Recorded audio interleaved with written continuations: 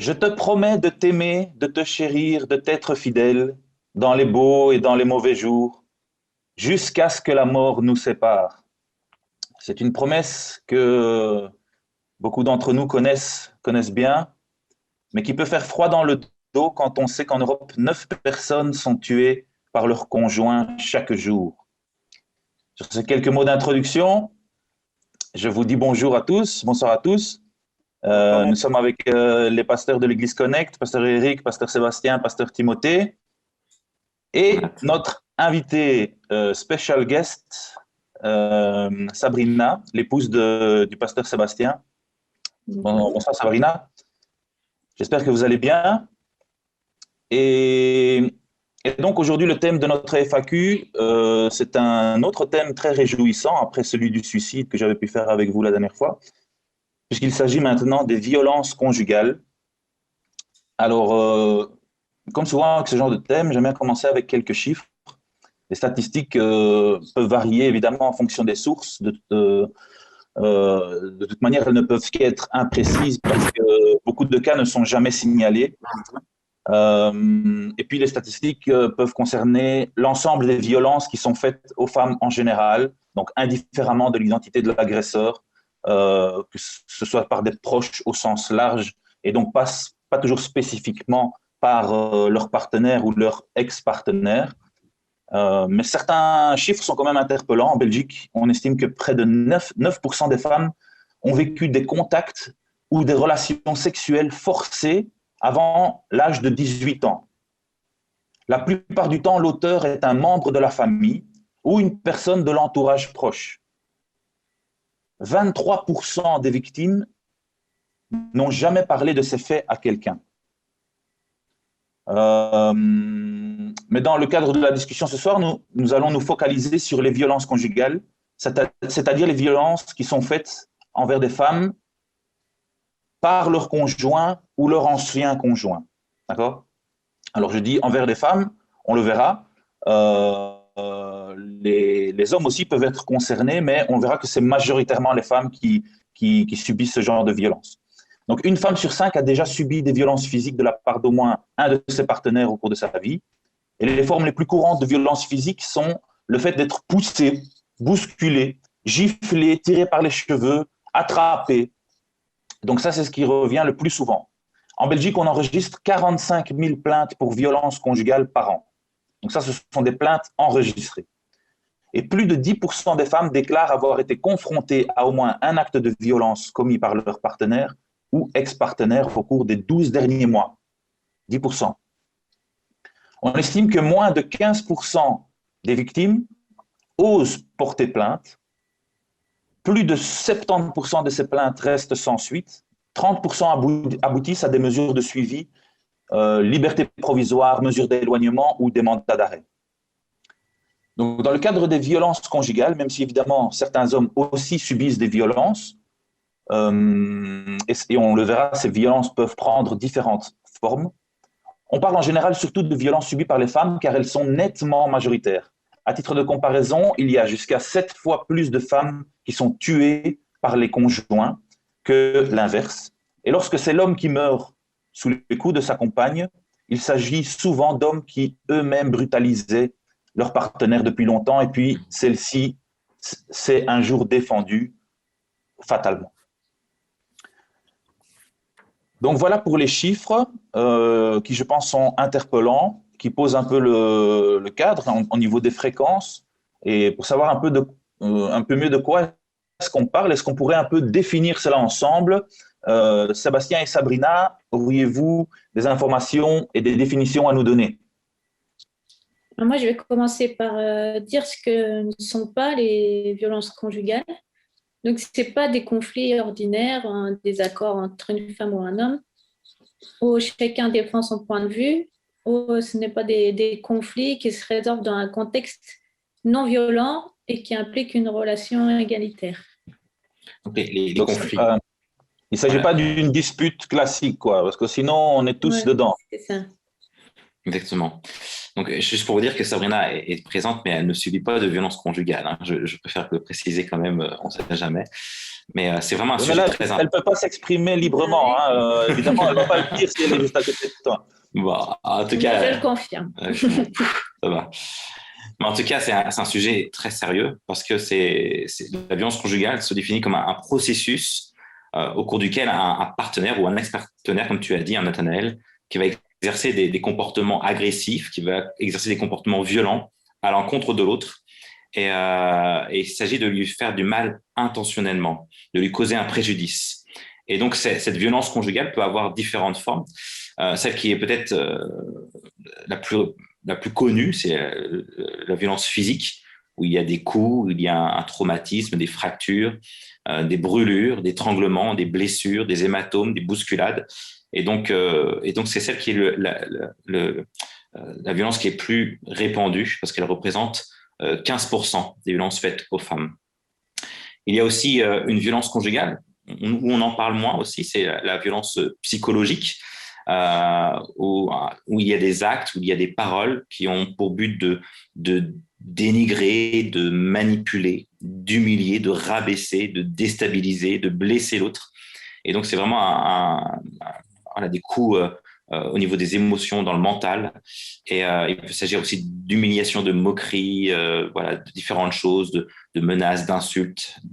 Il y a différentes choses qui peuvent se mettre en place par rapport à cela. Et donc, la violence verbale est la plus fréquente, même si elle est moins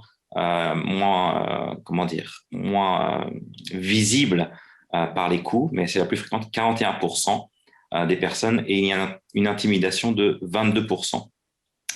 Il y a aussi une violence au niveau, sur le plan financier, économique. On exerce un contrôle sur l'argent, on veut rendre la femme dépendante. Il y a une violence qui est liée avec la sexualité aussi, ou l'acte à caractère sexuel de toutes sortes comme le viol, les attouchements, l'obligation, et ça on en parle moins, hein, l'obligation on oblige l'autre à avoir de la pornographie, de peut-être aussi de se poser devant des photos, des vidéos, de se poser nu. Ça aussi, ça existe. Et puis, il y a aussi une violence qui est dans le domaine spirituel. On effectue des violences en fait par coup de versets bibliques. On va utiliser des versets pour comment dire, pour justifier leurs actes, justifier les mots, justifier les choses. Et forcément, les versets sont tous compris hors contexte, où on va tordre le sens de ces versets-là, quoi. Oui, c'est vrai que donc ces différentes formes de violence conjugale sont en général bien définies dans les- les différentes sources que l'on peut trouver sur le sujet. Ce dernier point, cependant, la violence spirituelle est ajoutée en général dans le monde chrétien. Et j'en profite à ce moment-ci de notre FAQ pour montrer ce livre que Eric m'a conseillé pour la préparation de ce FAQ. Donc, violence conjugale, les identifier pour agir en Église, qui a été faite par un collectif de psychologues, de pasteurs, de leaders d'Église, d'intervenants sociaux, et qui m'a donné vraiment des informations super intéressantes sur le sujet. Donc, si ça vous intéresse, je le vous conseille également, spécialement si vous avez un rôle et une responsabilité dans votre communauté chrétienne. Et donc, évidemment, ce dernier point spirituel n'est pas mentionné si vous allez dans le site d'Amnesty International ou sur les sites, les statistiques nationales ou les organisations qui s'occupent de violences faites aux femmes. On n'en parle pas souvent, mais je crois que dans notre FAQ, ce sera bien de mettre une petite emphase sur ce point. Il y a des versets bibliques qui peuvent être souvent utilisés à tort pour justement justifier la pression que l'on veut mettre sur son épouse, par exemple, ou sur les femmes qui nous entourent. Donc, Eric, tu peux peut-être présenter le schéma du cycle de la violence qui est souvent décrit dans la littérature et que j'ai trouvé personnellement super intéressant parce qu'il décrit bien, en fait, la manière schématique dont la violence peut se créer, peut naître, s'intensifier et puis se résoudre dans un couple. Et il est important que vous puissiez prendre conscience, si vous subissez des violences conjugales, qu'il s'agit bien d'un cycle. Et que généralement, si vous avez subi des violences, eh bien, statistiquement, il y a de fortes chances que vous en subirez encore. Et c'est important de comprendre cela. Donc, ce schéma dit qu'il y a donc une phase d'installation d'un climat de tension, vous voyez la phase numéro 1, où il y a des menaces, des intimidations, des mécontentements qui sont manifestés. Et au niveau de la victime, il y a de la peur, de l'anxiété qui peut commencer à s'installer. Elle sent que ça risque de mal tourner et elle essaye de calmer la situation en ajustant son comportement. Donc ça, c'est la première phase. Elle dit, attention, ici, il y a quelque chose que je dois peut-être modifier. Sinon, je vais peut-être passer un mauvais moment. Et malheureusement, ce mauvais moment arrive. Il y a une phase 2 qui est une explosion de la violence, agression. La violence se manifeste. Elle peut être, comme on l'a vu, physique, sexuelle, psychologique, économique, spirituelle, voire les définitions dont nous avons parlé. Et au niveau de la victime, il y a un sentiment d'humiliation, de honte, parfois de colère également, mais une grande détresse, un sentiment d'injustice, même si, on va voir dans la troisième phase, ce qui est malheureux, c'est que parfois elle va se sentir elle-même coupable de ce qui lui arrive. Donc l'agresseur va se justifier, il va transférer les responsabilités en disant oui, c'est pas ma faute, c'est toi, c'est parce que tu fais mal ceci ou parce que tu fais cela que je dois réagir comme cela, que je dois te frapper ou que je dois te violenter. Et la victime va se dire peut-être que c'est moi le problème dans l'histoire. Elle va accepter ses justifications et même se sentir responsable de la situation. Et puis la dernière phase, c'est celle qui arrive également, surtout dans les premiers cycles. C'est une phase de lune de miel, donc l'espoir renaît, rémission amoureuse, je te demande pardon, tu as raison, je regrette ce que j'ai fait, oui, nous allons faire une thérapie de couple, nous allons nous faire aider, je vais moi-même me faire aider. Et la victime alors se dit, ah, ce n'était juste qu'un mauvais moment qui est passé. Elle pardonne, elle enlève sa plainte, par exemple, si elle avait fait porter plainte à la police, elle redonne une chance. Et statistiquement, c'est comme ça que cela prend forme. Ce cycle peut prendre peut-être une année, la première fois, et puis il va grandir en fréquence et en intensité. C'est-à-dire qu'après, le cycle va se faire du moment où les tensions naissent au moment où il y a la réconciliation. Ça peut prendre 1 an au début, ça peut prendre ensuite 6 mois, puis quelques semaines, puis quelques jours. Et puis, malheureusement, ce cycle peut s'intensifier. Voilà, je pensais que c'était intéressant de pouvoir prendre conscience de cela. Donc, ça fonctionne en cycle. Et il y a des signes qui peuvent être identifiés. Est-ce que, Timothée, tu peux nous en parler? Bien entendu, il y a différents signes, il y a différents indices qui sont là. Ça ne veut pas dire que si l'indice est présent, qu'obligatoirement il y a une violence conjugale, parce qu'il peut y avoir d'autres raisons, il peut y avoir d'autres causes au comportement, mais ça peut quand même permettre d'avoir des indices et d'être attentif et d'être vigilant à la situation. Quand par exemple une épouse est toujours nerveuse en présence de son conjoint, de son mari, qu'elle est mal à l'aise, ça peut être un des signes. Quand il y a une minimisation des comportements de son conjoint dans la violence, en disant il est stressé, il est fatigué ou bon, c'est de ma faute, ça peut aussi être un signe. J'étais assez surpris il y a quelques semaines maintenant. Je regardais un reportage à la télévision où il y avait une dame qui était aux urgences, qui avait eu le bras cassé par son conjoint à cause des coups de son conjoint, et elle refusait de le dénoncer à la police et elle lui trouvait des excuses. Elle lui trouvait des excuses en disant mais c'est parce qu'il est stressé à cause de son travail, des choses comme ça. Donc ça peut être un des signes aussi, la tendance à s'isoler, à se replier sur soi-même, à limiter les contacts familiaux, les contacts sociaux, même des fois même les contacts professionnels peuvent être un signe, cette tendance vraiment à s'isoler. qui peut être le fruit peut-être parfois de la demande du conjoint qui isole son épouse pour éviter les contacts, ou le fruit d'une honte ou d'un mal-être de la femme. Ça peut être la maladie. Donc, il y a vraiment toute une sorte toute une série, de signes qui peuvent être présents et dont où il faut être attentif. C'est clair. Donc, un signe n'est pas obligatoirement le signe d'une violence conjugale, mais c'est quand même une raison d'être attentif à ce que l'autre peut vivre.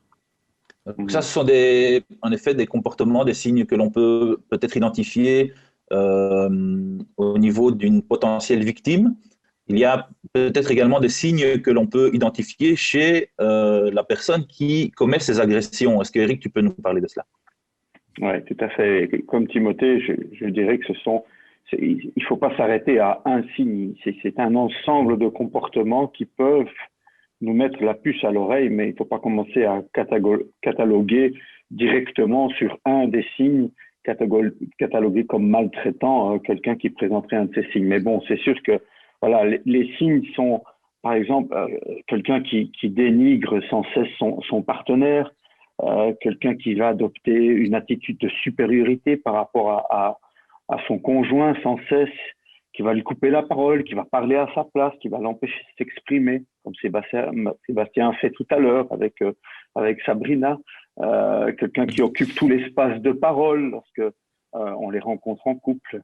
C'est un autre comportement qui peut mettre la puce à l'oreille, c'est quand ce conjoint violent tente d'isoler la victime de sa famille, de ses amis, quelque part le cloisonner, l'empêcher de sortir, de voir d'autres personnes, peut-être par peur qu'elle parle.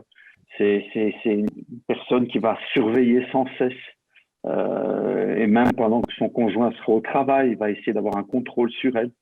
Ça sera une personne qui pourrait manifester des menaces, menacer la personne ou ses biens, menacer ses enfants, voire même son animal de compagnie. Donc, des comportements comme cela doivent nous mettre la puce à l'oreille. Évidemment, il y a un crescendo. Si carrément il y a une mention d'armes, si il y a des mots comme ceux-là qui sont utilisés, il faut vraiment être attentif. Cette personne va avoir tendance à minimiser son comportement brutal aussi, à se justifier.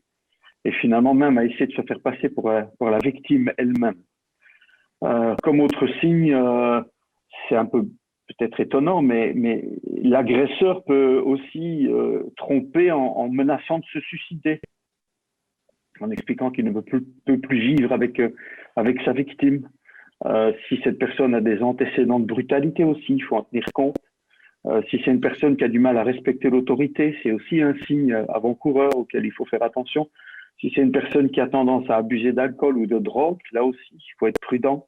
Si c'est une personne qui a une tendance à la jalousie, à être soupçonneux, qui présente même parfois des traits paranoïaques, là aussi, sonnette d'alarme qui est tirée, une personne qui peut utiliser les enfants pour harceler sa victime. Donc, vous voyez, c'est pas seulement un élément, mais voilà, tous ces éléments pris ensemble peuvent nous rendre sensibles à des situations et nous alerter. Très bien, merci Eric. Alors allons un peu plus loin sur cette question et puis on peut se demander, bien heureusement, nous dans les familles chrétiennes, nous sommes préservés de tout cela puisque nous manifestons le fruit de l'esprit, la tempérance, l'amour inconditionnel. Est-ce que vous pouvez confirmer cela, Sébastien et Sabrina? Alors, malheureusement, des drames arrivent également au sein des familles chrétiennes, car on a fausse idée que le mal, c'est dans le monde. Et non, c'est aussi, il y a aussi dans les familles chrétiennes. On a tendance à sacraliser, à idéaliser naïvement le mariage chrétien. On a pour idée que si les deux conjoints sont chrétiens, tout ira bien, le foyer sera forcément un havre de paix, d'amour et de respect mutuel. Et cette représentation est naïve et dangereuse, car après la lune de miel, les hauts et les bas de toute relation, les souffrances liées à la vie de couple apparaissent presque systématiquement. Et malheureusement, lorsque le rêve initial se transforme en cauchemar épouvantable, on veut sauver les apparences. On se pose la question, est-ce qu'un couple chrétien peut-il échouer? Et les femmes vont souvent se taire, elles vont taire leurs souffrances, souvent même en croyant qu'elles en sont les responsables. Par exemple, si je ne suis pas aimée, c'est que je ne suis pas aimable. Il y a aussi la culture du silence. Le linge sale se lave en famille, les dénis, la crainte de scandaliser, on ne veut pas parler de tout ça. Il y a vraiment un tabou qui est là. On a toujours l'image de dire mais qu'est-ce que va penser l'autre? Qu'est-ce que va penser les autres? Qu'est-ce que va penser les gens de l'Église? Et on n'ose pas forcément en parler. Et je pense que un des rôles des responsables, déjà, c'est les responsables de l'Église ont une place importante dans le repérage dans les situations violentes, car ils peuvent alerter aussi. Mais il faut savoir qu'ils peuvent être également complices si on ne dit rien. On est des responsables, on doit veiller aussi à avoir un regard bienveillant sur le troupeau et que si on remarque des signes, comme ça a été cité par Eric tout à l'heure. Et puis parfois, comme on l'avait dit tout à l'heure, on apprend aux femmes à être soumises et on va prendre des passages bibliques pour justement, il y a un passage qui va être certainement, on va en parler plus tard, mais femmes, soyez soumises à votre mari et on va justifier finalement que l'homme doit dominer sur la femme. Et puis même la femme a aussi se dire, voyez, je dois être soumis à mon mari et je dois subir donc les violences qui me sont faites parce que je dois être soumise, quoi. Est-ce qu'il est possible de conseiller le divorce à une épouse chrétienne qui subit des violences par son mari? Alors, c'est une bonne question. Si vous voulez répondre à cela, il n'y a pas de souci, hein, Eric, Tim. Mais en tout cas, le divorce, c'est tabou.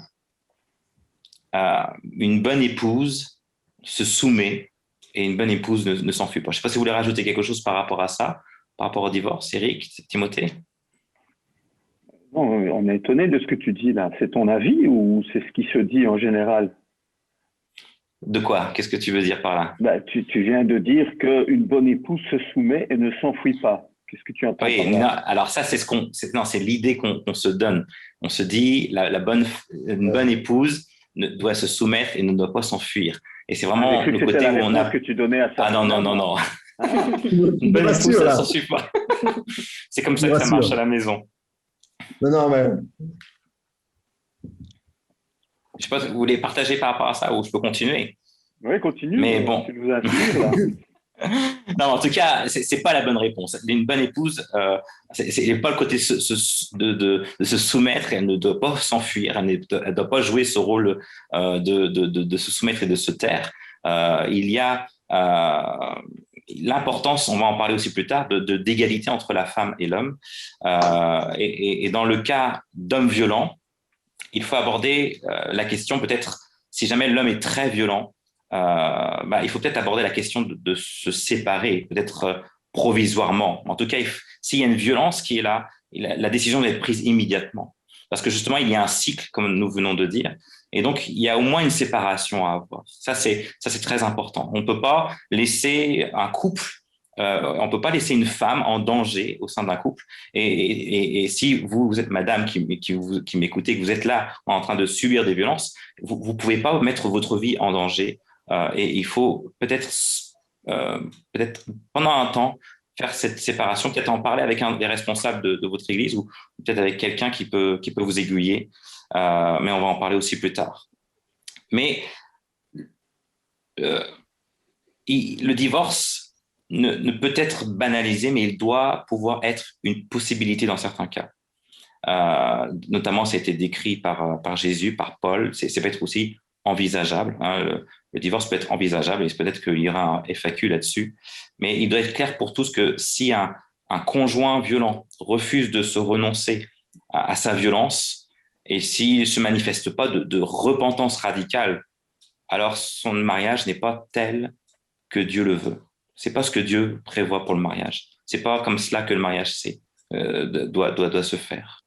Et même d'ailleurs, il y a certaines communautés, il y a certaines églises où il peut y avoir un interdit du recours à la justice des hommes, si vous regardez dans 1 Corinthiens 6, parce que c'est marqué que s'il y a un litige avec un autre, eh bien cela doit se résoudre au sein de l'Église. Il y a aussi cette volonté d'embellir l'image de l'Église.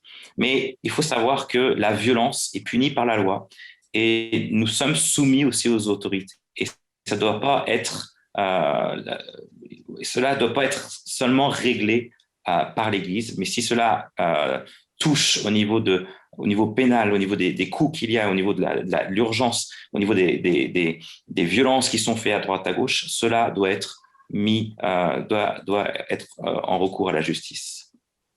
Et puis, il y a aussi l'idée d'un pardon au rabais. Le pardon est très présent dans la Bible, mais le pardon dans la Bible, c'est un pardon où il y a une repentance sincère. Sauf que généralement, les personnes qui vont dire « Oh, pardon », c'est un pardon pour récupérer les choses et ils vont vite, c'est pas pardonner, c'est pour récupérer sa femme et la femme, justement, dans cette emprise d'amour, va dire « Ok, je te pardonne ». Et il n'y a pas vraiment une repentance sincère dans ce pardon qui est là. Et ça aussi, il faut être attentif à cela. Le pardon ne se confond pas forcément avec réconciliation. Il y a tout un processus, ça prend du temps, le pardon. Pardonner peut prendre du temps, ça peut parfois prendre le temps d'une vie. Donc, il y a un temps, il y a un processus de pardon qu'il doit avoir, quoi. Ok, merci Sébastien. C'est vraiment pas facile de parler de divorce de manière générale dans l'Église. Mais c'est clair que lorsque on prend conscience qu'il y a une femme qui subit des violences, comme tu l'as très bien dit, il y a quelque chose à faire, il y a une séparation à envisager. Et malheureusement, beaucoup d'hommes se servent de passages bibliques pour justifier leur violence, pour justifier leur domination, leur désir d'autorité sur leur femme. Et j'aime bien ce dicton qui dit « Le diable connaît bien sa Bible ». Et on voit un passage si on regarde le passage sur la tentation de Jésus, où le diable se sert de la Bible justement pour tenter Jésus, pour lui imposer certaines choses, et Jésus répond justement par une plus grande connaissance encore de la parole de Dieu. Et donc, on pourrait lire certains passages et à première vue, certains pourraient justifier de mauvais comportements, mais évidemment, ce n'est pas possible de se servir de la Bible pour cela. Et nous allons essayer d'en discuter maintenant au sujet des rôles d'autorité différents entre l'homme et la femme. Est-ce que la Bible en parle? Timothée, est-ce que tu aurais quelque chose à nous dire à ce sujet? Oui, bien sûr. Je crois qu'il faut commencer par être clair dès le départ. Il n'y a aucun passage biblique qui peut justifier les violences conjugales. Aucun. Et il faut être clair dès le départ. Et si il y a des violences conjugales qui sont faites vis-à-vis d'une femme ou d'un homme dans certains cas, c'est pas une question de discipline, c'est pas une question d'autorité, c'est pas une question de soumission, c'est une question de péché. Et il faut vraiment être clair dès le départ, et on ne peut pas utiliser de passages bibliques pour appuyer cela ou pour justifier cela. Ce n'est vraiment pas possible. Alors, certains ont peut-être une mauvaise lecture de certains passages qui sont pas remis dans leur contexte ou qui sont mal compris. Par exemple, dès le départ dans le livre de la Genèse au chapitre 3, il est dit que à propos de la femme, tes désirs se porteront vers ton mari, mais lui, il dominera sur toi. Et certains utilisent ce passage pour dire que c'est une domination, mais pas une domination avec une autorité bienveillante et saine, mais un écrasement total de l'autre. Il y a des passages, on ne va pas tous les prendre aujourd'hui, mais il y a des passages où il est dit, où l'apôtre Paul dit « Je ne permets pas à la femme d'enseigner » dans 1 Timothée 2 au chapitre 2, versets 11 et 12, « mais je ne permets pas à la femme d'enseigner ni de prendre autorité sur l'homme, mais elle doit demeurer dans le silence. » Et on a longtemps utilisé ce passage pour justifier, pour dire que la femme n'avait rien à dire dans son foyer, que la femme n'avait absolument aucune possibilité même d'émettre un avis. Et ça a été utilisé pendant des années, alors que c'est dans un contexte bien précis que l'apôtre Paul en parle, dans un contexte d'église, dans un contexte d'enseignement.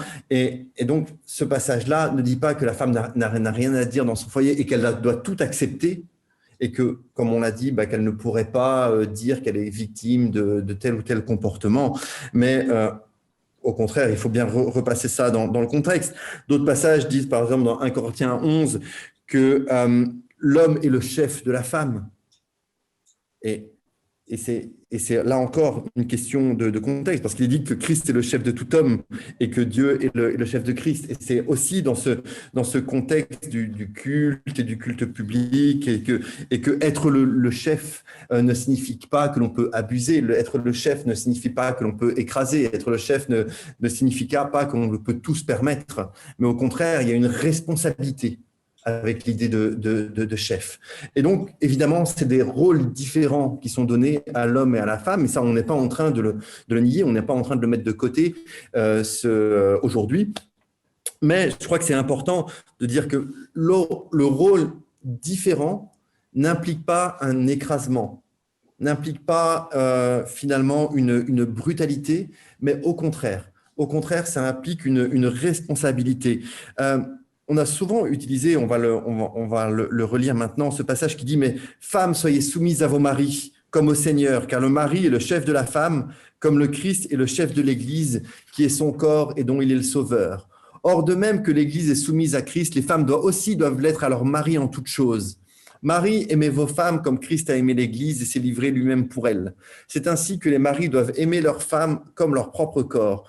Celui qui aime sa femme s'aime lui-même, car jamais personne n'a haï sa propre chair, mais il la nourrit et en prend soin comme le Christ l'a fait, ou en tout cas le fait pour l'Église. Et là encore, l'idée de soumission qui a été utilisée vraiment dans cette idée d'écrasement, de dire l'homme doit décider de tout, l'homme doit a tous les pouvoirs et a tous les droits, et le droit, finalement, de dire si ma femme ne m'écoute pas, je peux la frapper pour qu'elle m'écoute. Et ça, je l'ai entendu, je l'ai déjà entendu dans mon expérience, où des personnes me disaient, mais moi, ma femme, je la bats parce qu'elle ne m'écoute pas, parce qu'elle n'est pas d'accord avec moi, parce qu'elle n'est pas assez spirituelle, parce qu'elle n'élève pas bien les enfants, etc., etc. Alors que cette idée de soumission doit aussi être compris dans l'idée que nous sommes différents, que le Seigneur nous a donné des responsabilités différentes, mais que ces rôles différents n'impliquent pas tous les droits de l'un vis-à-vis de l'autre, mais qu'il y a aussi, comme Eric va nous en parler maintenant, une forme de limite dans l'autorité de l'homme vis-à-vis de la femme. Merci Timothée. Merci de me laisser embrayer sur ce passage d'1 Corinthiens, chapitre 7, verset 4, qui nous rappelle quand même aussi que la femme ne peut pas faire ce qu'elle veut de son propre corps, son corps est à son mari, mais il ne faut pas s'arrêter là. De même, le mari ne peut pas faire ce qu'il veut de son propre corps, son corps est à sa femme. Et ici, on est dans le cadre évidemment d'un contexte de relation intime entre le mari et sa femme, mais pour nous rappeler aussi que Paul insiste sur une forme d'égalité entre les conjoints. Soumission, comme Timothée, moi j'aime bien la définition de se soumettre, c'est se mettre sous la protection d'eux. Ouais. Et quand je me mets sous la protection de quelqu'un de plus fort que moi, ou de quelqu'un de plus compétent que moi, ou de quelqu'un de plus qualifié que moi, je me sens pas menacé, je ne me sens pas en mauvaise posture. Et je pense qu'il y a des situations où je me soumets à ma femme, dans le sens où je me mets sous sa protection. Il y a des choses qu'elle sait mieux que moi, il y a des choses qu'elle sait mieux que moi, ça ne me diminue pas. Et donc, il faut peut-être revoir aussi notre conception. Je pense que la Bible ne nous encourage pas à regarder nos épouses comme inférieures à nous, mais comme notre égale, vraiment. Il y a une parfaite symétrie, vraiment, là, dans ce verset de 1 Corinthiens 7,4 qui montre qu'aucun des deux conjoints ne peut jouir du corps de l'autre sans son consentement, sinon c'est de l'abus. Si je ne veux pas ou si elle ne veut pas, je dois respecter cela. Et il faut dialoguer, il faut construire, parce que le véritable amour se vit dans un dialogue, pas dans un acte forcé. Jésus, le comportement, l'attitude de Jésus lui-même par rapport aux femmes devrait nous interpeller. Aujourd'hui, on lit les évangiles et on trouve parfois que la condition de la femme dans l'évangile est quand même pas enviable. Mais remettons ça dans le contexte de l'époque. Jésus est révolutionnaire dans sa manière de considérer les femmes et de collaborer avec les femmes. Il vient trancher clairement avec l'ambiance culturelle de l'époque où la femme était considérée comme un objet. Et Jésus, lui, considère les femmes, il les respecte, il les cite en exemple même. Il rejette, par exemple, clairement et publiquement la pratique de la répudiation qui pouvait être faite sur n'importe quel motif. Ta femme ratait le souper, le plat était trop cuit, brûlé, et puis on pouvait répudier sa femme pour n'importe quel motif. Et Jésus va s'opposer à cela. Il s'oppose à ces attitudes qui sont arbitraires, à des décisions qui sont unilatérales. Le mari pouvait décider de changer de femme. Voilà. Il lui écrivait une lettre de divorce et l'affaire était réglée. Jésus est contre cela. Il fustige les adultères, pas seulement les adultères physiques, mais les adultères en pensée. Jésus s'oppose à la violence conjugale, clairement, et considère ceux qui se mettent en colère contre les autres ou qui les insultent comme des meurtriers dans Matthieu 5. Donc, clairement, rien dans l'enseignement biblique ne justifie des attitudes de brutalité, qu'elles soient physiques, qu'elles soient verbales, qu'elles soient spirituelles, qu'elles soient psychologiques ou qu'elles soient, là je sais pas laquelle j'ai oublié, sexuelles, je crois. Merci pour cette clarification, Timothée Eric. Et donc, on en vient au point où on se demande ce que nous pouvons faire si nous sommes observateurs, si nous voudrions accompagner une victime. Timothée, est-ce que tu pourrais nous dire un peu ce que l'on pourrait conseiller à ceux qui nous écoutent? Ouais. Donc, on va d'abord parler de vraiment comment accompagner, accompagner une victime. Eric nous parlera comment plutôt accompagner un conjoint violent dans un instant. Mais c'est quelque chose qui ne s'improvise pas. Ce n'est pas quelque chose que l'on fait à la légère ou on fait comme si c'était facile ou quoi que ce soit. Ça nécessite une formation et ça nécessite aussi de reconnaître ses limites et de parfois avoir recours à des professionnels, à des personnes qui sont formées là-dedans, à des associations et à ne pas croire qu'on peut tout gérer. Il y a peut-être des situations que l'on ne peut pas gérer parce qu'on est limité dans notre compréhension ou dans notre formation par rapport à ça.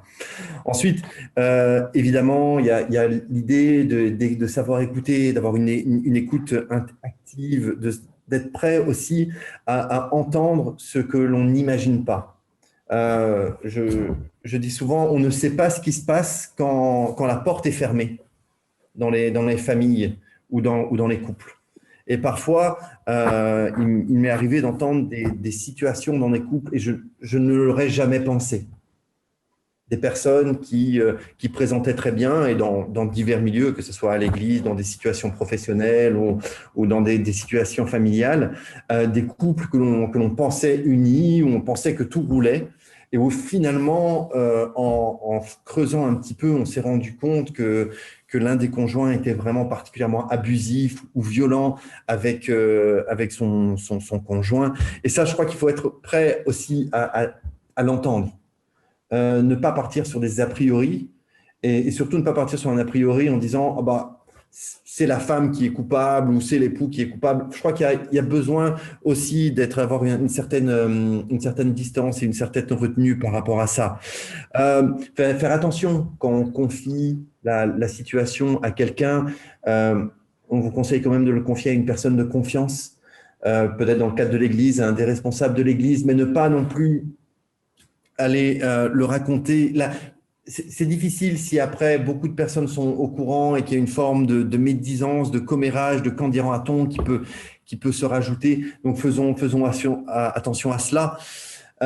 Aussi, une des choses qui est importante, c'est qu'il y ait un changement de regard de la victime. Que la victime ne reste pas dans l'idée si je suis victime, c'est de ma faute. comme on peut entendre très régulièrement. C'est parce que je ne suis pas assez bien, c'est parce que je n'ai pas accompli les choses que mon mari attendait, c'est parce que je n'ai pas bien réussi mon repas, etc., etc. Non, il n'y a rien qui justifie les violences. Il faut rassurer et remettre la victime à la place de la victime. Et ça, c'est très important. Et de dire, mais tu es la victime et rien de ce que tu as fait ne justifie ce qui est arrivé. Et c'est important de le rappeler. Il y a trop de victimes qui malheureusement restent dans ce schéma, restent dans cette manière de penser, et ça n'aide pas non plus à dénoncer les abus qui sont commis. Si la personne qui est victime de violence conjugale décide de rester sous le toit conjugal, et ça arrive assez régulièrement, alors il faut bien l'informer. Il faut lui rappeler les limites qui sont infranchissables. Il faut lui donner des informations par rapport peut-être à des numéros d'urgence ou à des associations qui peuvent l'aider aussi en urgence. Peut-être aussi informer les enfants de ce qui est faisable ou de ce qui n'est pas faisable. Mais ça, c'est important aussi de ne pas simplement relaisser la personne qui désire rester sous le toit conjugal dans cette situation sans rien, mais lui donner aussi des ressources, lui donner des informations nécessaires pour qu'elle puisse, le moment venu peut-être, prendre une décision par elle-même et ne pas être seule. Il y a la réalité aussi qu'une violence conjugale doit se traiter sur plusieurs plans. Et évidemment, il y a des problèmes de couple à régler, on en est conscient, mais il y a aussi la question que la victime de violence conjugale est invitée à porter plainte, à entamer des démarches judiciaires. L'important, c'est la protection de la personne, la protection de la famille. De ne pas laisser ça comme ça et de dire bah, ça va aller mieux, on va aller voir un thérapeute, on va aller voir un psy ou quoi que ce soit. Non. Là, il est important d'avoir cette protection et cette protection physique par rapport à ce qui est en train de se passer. Pardon. Enfin, je t'interromps, Timothée, c'est juste pour préciser, quand il y a des problèmes de couple, on peut aller voir des thérapeutes, d'accord? Bien sûr. Mais si on se fait tabasser, il ne faut pas aller voir un psy, il faut aller voir la police. C'était juste ça. Oui. On parle vraiment du cadre de violence conjugale, Oui. c'est clair. Après, dans d'autres problèmes de couple, évidemment, on est appelé à en parler. Oui, non, tu fais bien de préciser. Merci, Nat. Donc voilà, inviter à porter plainte, faire valoir ses droits au commissariat le plus proche pour garder cette sécurité de soi-même et des enfants. Donc, c'est important. Il y a toute une série de choses pour accompagner une victime.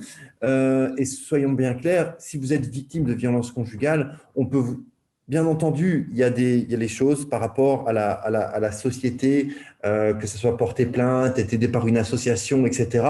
Mais aussi, on veut vous assurer qu'en tant qu'Église, nous sommes là aussi pour vous écouter et pour vous accompagner dans ce moment. On ne veut absolument pas rejeter les personnes qui sont victimes de violences, mais on veut aussi, en tant qu'Église, être certain que l'accompagnement nécessaire est accompli.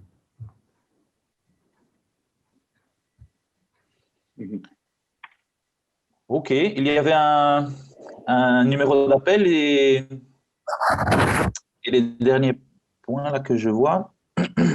Donc, on peut peut-être le mentionner maintenant alors. Donc, il y a un numéro d'appel gratuit anonyme en Belgique qui est le 0800 30 0 30. 0800 30 0 30. C'est donc un service gouvernemental d'écoute des violences conjugales qui pourra vous écouter et vous aiguiller si vous traversez ce genre de situation. Vous pouvez y aller, c'est gratuit, anonyme, disponible 24 heures sur 24, 7 jours sur 7. Il ne s'agit pas d'un numéro d'urgence, d'accord? Donc, si vous avez besoin d'une aide urgente, vous appelez le 112, qui est le numéro européen. Donc, 0800 30 030 qui est une ligne d'écoute anonyme et gratuite. Alors, merci Timothée, tu nous as donné un peu ce focus sur comment accompagner les victimes. Est-ce qu'il y aurait quelque chose à dire aussi pour l'accompagnement des personnes qui sont identifiés comme étant les agresseurs, les conjoints violents eux-mêmes? Est-ce qu'ils doivent être mis au banc de la société, oubliés à jamais, ou est-ce qu'on pourrait peut-être envisager de les aider également, Eric? Je pense que oui, c'est notre devoir de aussi, en tout cas, proposer une aide à l'agresseur. Voilà, lui aussi a besoin d'être aidé s'il le souhaite. Et donc, voilà, on peut aussi essayer d'accompagner. C'est de nouveau pas à la portée de n'importe qui. Tout le monde ne peut pas se proclamer ou s'auto-proclamer psychologue ou capable d'aider ce genre de personnes.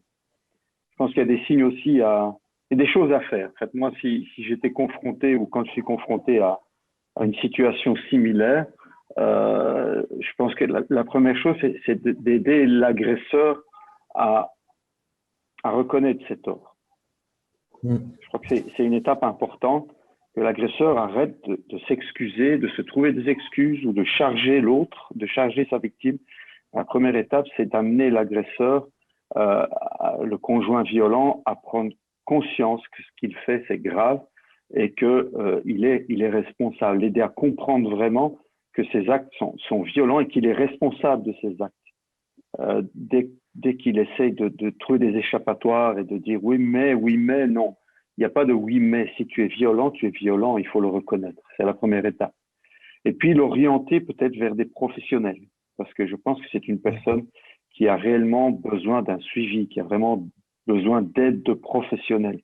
Et le pasteur n'est pas nécessairement la personne qualifiée pour cela. Moi, je travaille en collaboration avec une psychologue chrétienne, avec qui il y a une relation de confiance qui est installée. Et quand la situation dépasse le cadre de mes compétences pastorales, j'ai pas de gêne à orienter la personne vers la psychologue qui va développer un autre pan du travail avec l'agresseur. Et puis, avec l'accord de l'agresseur, il y a un dialogue entre la psychologue et le pasteur, qui sont tous les deux tenus au secret professionnel. Et on peut aussi s'aider. Il y a des domaines où j'interviens et des domaines où c'est le professionnel psychologue qui intervient. Aider cette personne violente à réaliser qu'il y a d'autres moyens d'expression que la violence. Il y a aussi tout un travail qui est à faire à ce niveau-là. J'aimerais aussi rappeler peut-être aux pasteurs qui nous écoutent que notre rôle n'est pas d'être juge dans une situation de conflit. Si on est amené à devoir aider un couple, il faut essayer de ne pas être dans le déni, c'est-à-dire mais non, c'est pas grave, mais non, il n'y a rien, il ne fait rien. Mais il ne faut pas non plus tomber dans une sorte de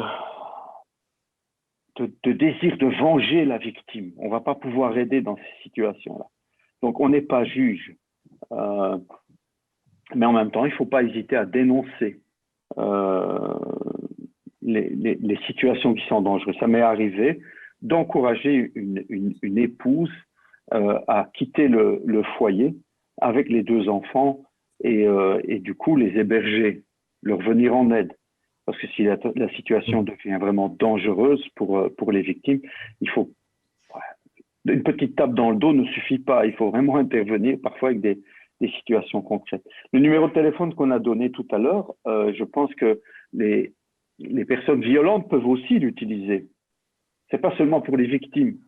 Si tu réalises que tu es violent et que tu as besoin d'être aidé, que tu prends conscience de ton besoin d'aide, tu peux aussi utiliser ce 0800 30 030 et exprimer ton besoin, et on peut aussi t'orienter vers une aide concrète.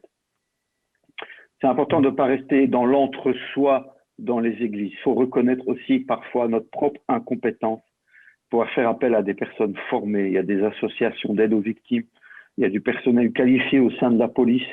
Parfois, on se fait des idées aussi. Ah non, mais oui, il y a aussi des personnes qualifiées, des médecins, des psychologues, des conseillers juridiques qui peuvent venir en aide. Est-ce que là, tu me permets, avant de conclure, quand même aussi, je sens qu'il est quand même nécessaire de clarifier le fait que ne prenez pas tout votre téléphone dans la demi-heure qui suit pour appeler pasteur Timothée, pasteur Sébastien ou pasteur Éric pour dire que vous êtes victime de violence non plus. C'est-à-dire, une porte qui claque, une assiette cassée, Sabrina l'a dit tout à l'heure de manière très discrète, mais des conflits, nous en traversons tous.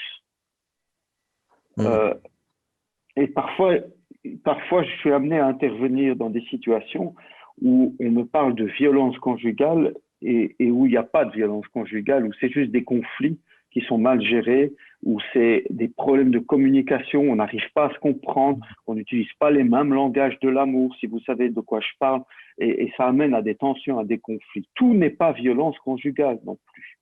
Et parfois, je tombe sur des situations où c'était violence conjugale et où, malheureusement, on n'est pas intervenu assez tôt. Donc, faisons preuve aussi de sagesse. Tout à fait. Eh oui, c'est pas toujours évident. J'avoue, j'aimerais pas être dans la position de ces pasteurs qui doivent essayer de juger au téléphone. Est-ce que j'ai besoin d'aller faire une aide urgente, ou bien est-ce qu'elle se plaint juste parce que, comme tu as dit, une assiette a été cassée. Et puis évidemment, en préparant tout ça, je me suis... Oui, évidemment. Il vaut mieux en parler quand même. Aussi, j'aimerais juste dire aussi à ceux qui nous écoutent, si vous ne vous sentez pas concerné ou pas du tout concerné, je crois qu'il y a aussi un souci. C'est que moi, franchement, en préparant ça, je me suis posé des questions. Je me suis dit, à quel moment est-ce que ça devient une violence psychologique, par exemple? Même si je n'ai jamais levé la main sur mon épouse, on a déjà eu des discussions très fortes, malheureusement avec des mots parfois qui étaient violents eux-mêmes. Et puis, il est important, peut-être pas d'appeler directement le pasteur dans ces cas-là, mais de parler entre nous, de savoir se demander pardon. On a parlé du pardon au rabais. Non, c'est pas juste quelques pardons du bout des lèvres, c'est savoir se mettre dans la prière, se mettre dans une position, excuse-moi, pardonne-moi, et pouvoir reconstruire là où il y a parfois des petites brisures qui ont pu être faites par des mots qui ont été trop violents justement ou déplacés. Mais bon, ce n'est pas facile. Malgré tout, on va conclure. Est-ce que Sébastien et Sabrina, vous voudriez nous dire encore quelques mots en conclusion? Alors c'est vrai que, comme ça a été dit, il faut que la situation que vous vivez, si c'est une situation difficile avec votre mari ou avec votre femme, savoir discerner si c'est vraiment de la violence conjugale ou pas. Mais moi, je vais parler surtout à ceux qui sont autour de ces familles, ces personnes qui... moi, je trouve que la violence conjugale est peut-être plus présente que l'on pense. C'est pour ça aussi qu'on fait ce FAQ. Là, il faut être attentif à ce qui se passe autour de nous. On peut avoir des victimes qui sont très proches dans notre entourage et nous devons veiller sur les autres. C'est pas surveiller. Hein. Je vous demande pas de mettre des caméras ou quoi que ce soit ou de non plus d'exagérer non plus. Donc il faut être sage, mais on doit veiller parce que voilà, il y a autour de nous peut-être des femmes qui sont en souffrance, des enfants qui sont en souffrance, qui sont terrorisés par un mari ou par un père violent. Voilà ce que je voulais dire pour terminer. Et moi, je vais rappeler le numéro de téléphone, donc 0830 030. Il y a aussi un site internet pour les femmes. Donc, c'est www.écouteviolenceconjugale.be. Et puis aussi, à Bruxelles, en fait, les pharmacies ont mis en place un mot-code qui est masque 19. On se présente à la pharmacie. Et ce masque 19, en fait, si on dit au pharmacien, lui, il connaît ce mot-code et il peut tout de suite... il sait que ça veut dire que la femme est en danger de violence conjugale. Par exemple, si le mari ne la lâche pas, ne la laisse pas sortir toute seule, elle peut prétexter d'aller à la pharmacie. Et alors, normalement, le pharmacien, il la met tout de suite en sécurité pour l'aider. Voilà. Et donc, c'est écoute violence conjugale, c'est violence avec un S et conjugale avec un S. Donc, .be. Cool. Ok, merci beaucoup. Est-ce qu'on conclut par la prière? Pasteur Timothée, peut-être? Tu te sens d'attaque? Prions. Ouais. Prions ensemble, je crois que c'est important. Juste pour clôturer, ne restez pas dans la honte. Si vous avez honte, peut-être parce que vous êtes victime de quoi que ce soit, ce n'est pas à vous d'avoir honte. Vraiment. Et osez en parler, osez en discuter, osez aller trouver quelqu'un.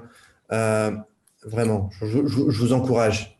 Je vous encourage finalement à ne pas rester finalement dans cette situation, mais de pouvoir oser en parler. Et en tout cas, nous, en tant que pasteurs de l'Église, nous sommes prêts à vous écouter. Nous sommes prêts à vous écouter. On va prier ensemble.